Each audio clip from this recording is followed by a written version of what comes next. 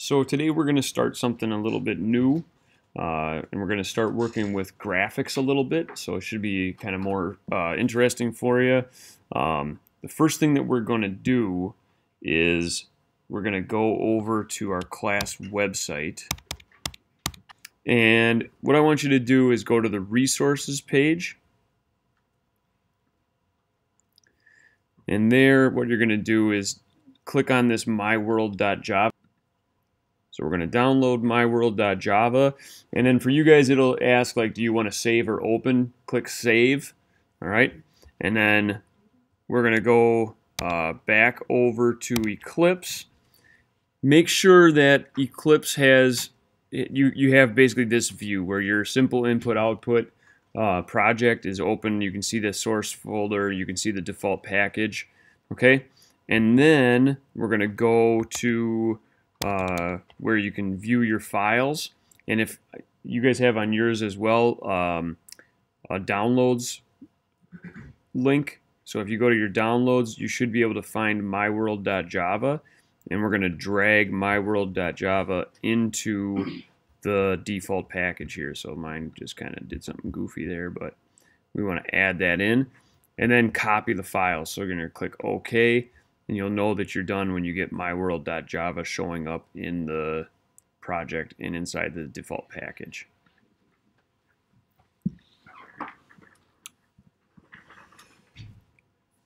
So MyWorld is a class that I wrote so that you guys could kind of have an easier time getting started with graphics.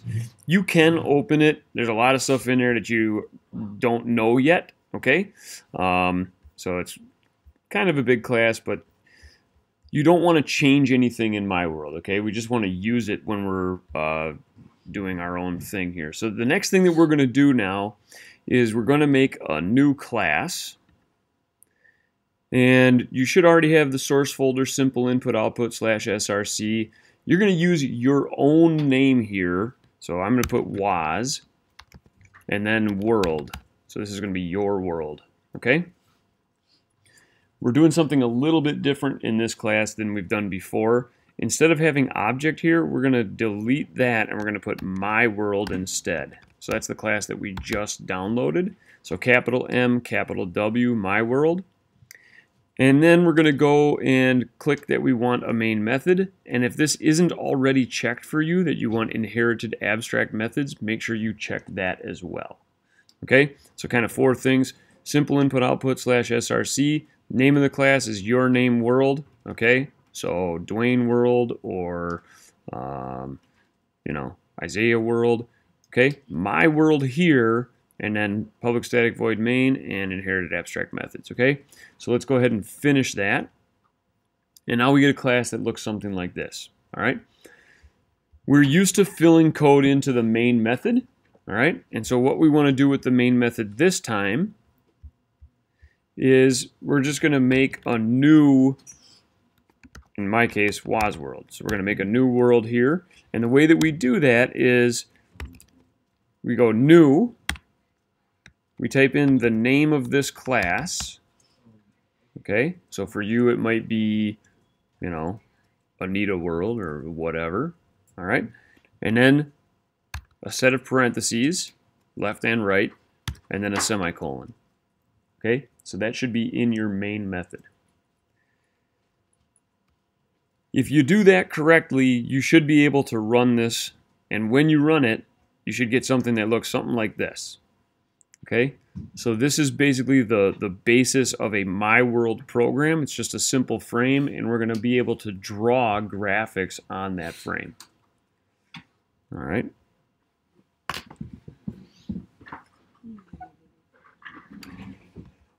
Okay, so MyWorld allows us to draw some graphics in here. So what we're going to do is just put in a little note here.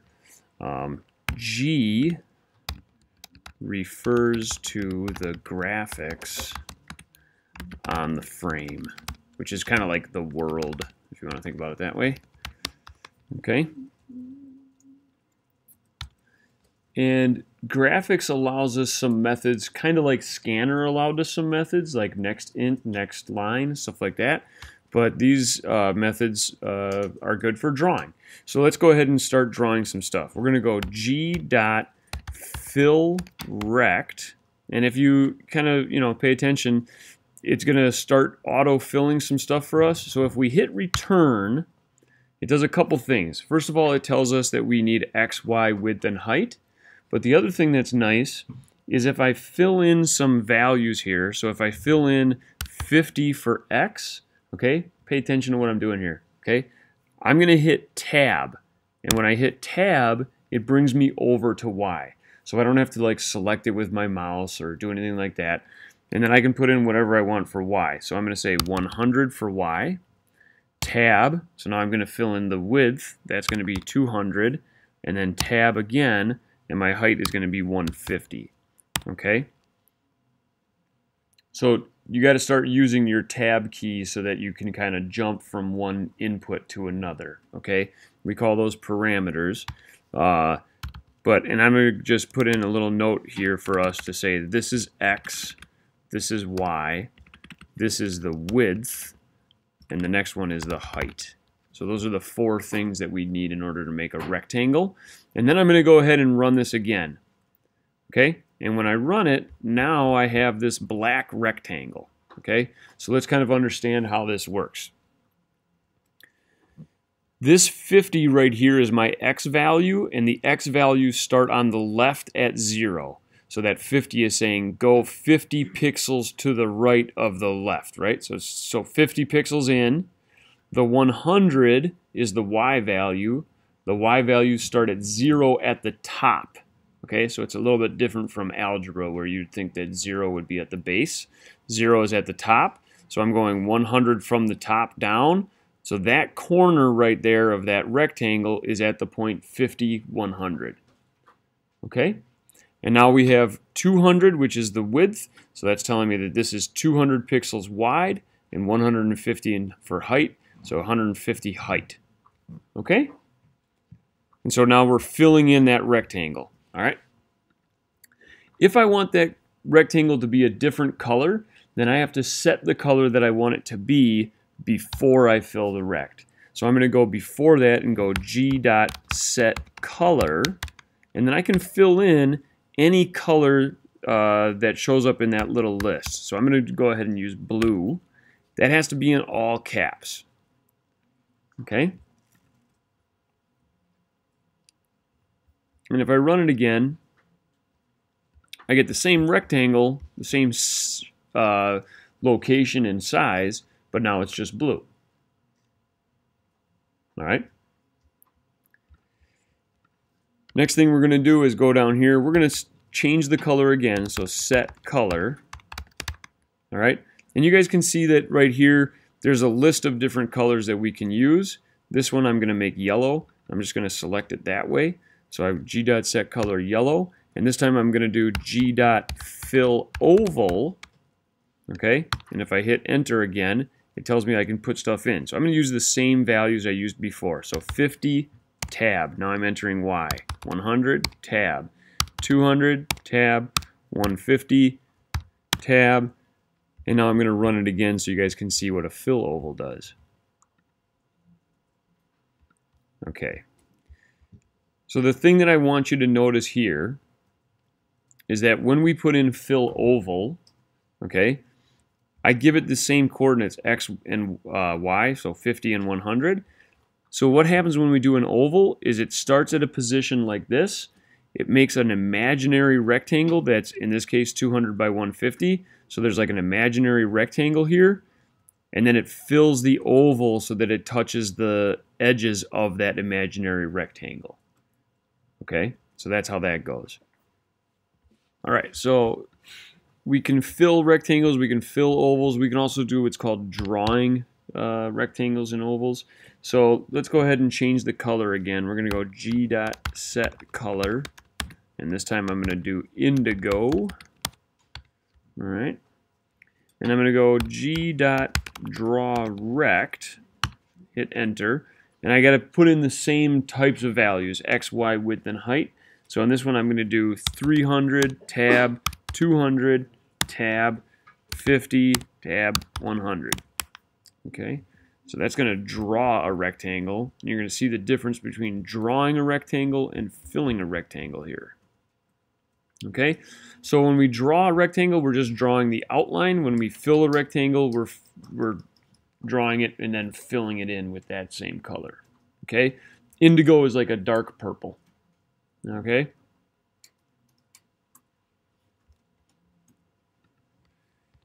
And so let's do a draw oval as well. I'm going to go g.draw oval. Okay. And when I do g.draw oval, I'm going to use these values, 200, 400. And again, I'm just hitting tab in between here.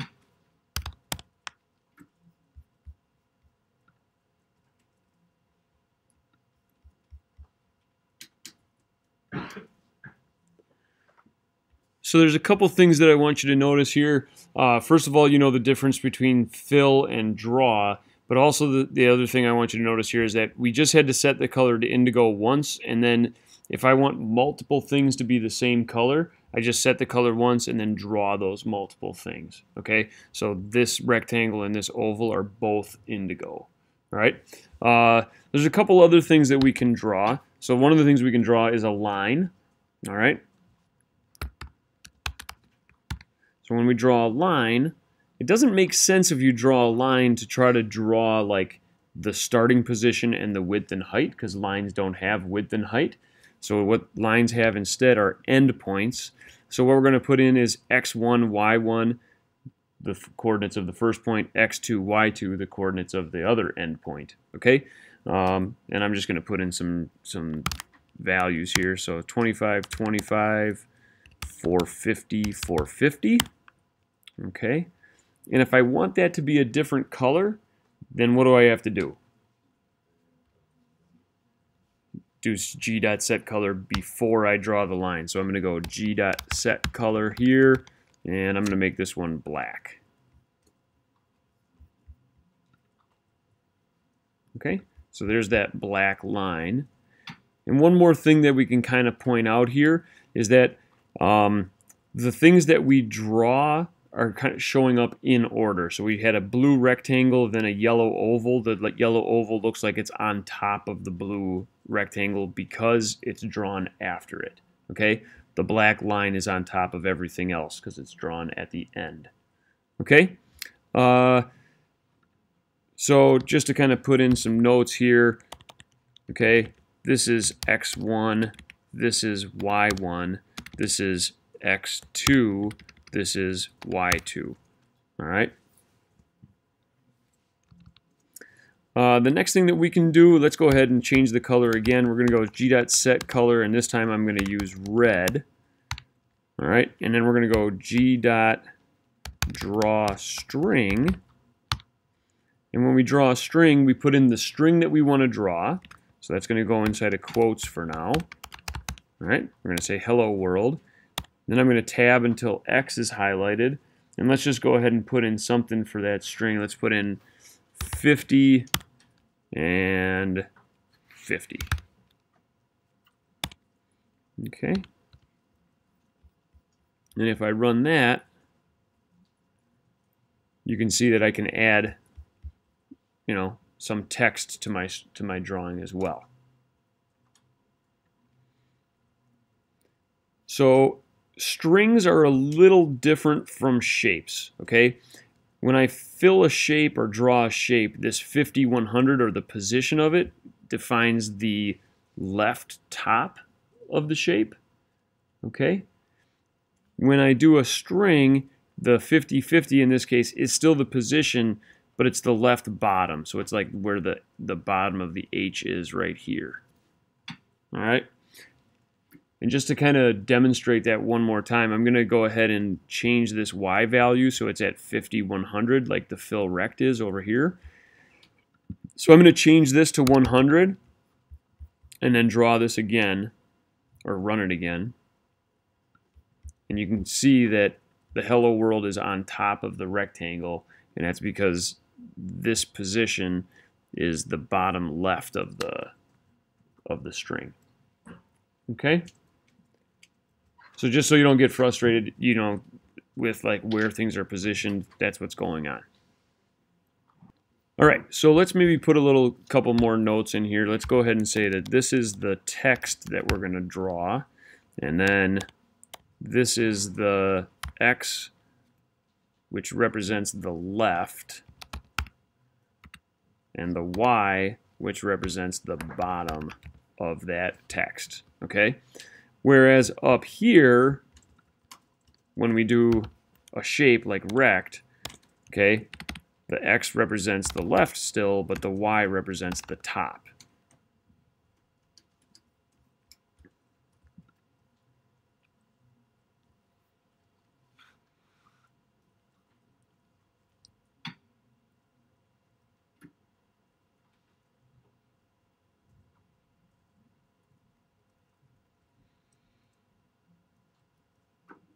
Okay, so there's one more type of shape that I'd like to show you, but what I'm going to do is flip over to our class website again and just show you guys that in Intro to Programming now, we have another page called Using MyWorld in Graphics, and I want to go there so you can kind of see. I've kind of spelled out a lot of the stuff that we just talked about today here. Okay, here's a nice little graphic that gives you an idea of, like, here's what the MyWorld program looks like. And you can think about breaking it up into a grid that's from 0 to 500 in terms of X, 0 to 500 in terms of Y. And then I'll give you guys something that you can use to kind of map things out when we need to do that, okay? These are the different methods that we've been talking about. So there's draw line, draw arc, and fill arc are what we're going to talk about next. Draw oval, rect, and string, okay? Fill oval, rect, and then set color, okay? So those are the basic methods that we're going to use. If you want, you can look at other graphics methods, and those are, you can go to this link and find that. Okay, so we already talked about what fill oval and draw oval are. Okay, so the next thing we're going to do is talk about how do we make an arc. So an arc looks like this. It's like an oval with kind of a pie wedge cut out of it. Okay, and the way that we have to do that is we have to tell it what angle we want to start this at, and then we have to tell it how much of the arc do we want to draw. So we call that the arc length, okay? And if you look over here, it looks to me like this thing is at about 45 degrees, and then we're adding this much onto it, okay? And so that's like 90 to 270 would be 180, plus another 45 would be 225. So we're gonna do an example like that over on ours, okay? So let's go ahead and go back to Eclipse, and I'm going to do g.setColor, okay, and this time I'm going to use green, okay, and then I'm going to do g.fillArc, and the nice thing is it tells me like everything that it needs, right? It needs an X, a Y, a width, and a height. So let's go ahead and put in 300, 300. And then let's go ahead and put in 100, 100 for the width and the height. And then the start angle I'm going to put in is 90. And I'm going to put in that I want it to draw an arc length of 270. Okay. And just to kind of put some notes in here again, we're going to say this is X, this is Y, this is the width, this is the height, this is my start angle. Okay. And then the 270 is the arc length, okay? I'm just going to tab this over so that it's over that arc length so you get an idea of what it is that we're talking about. Okay, so if I go ahead and run this one now, that's that new green arc that we just drew. So it starts at 90 here. And if we add 270 to 90, we get all the way to 360. Okay? And so we're telling it what to draw, not what to cut out.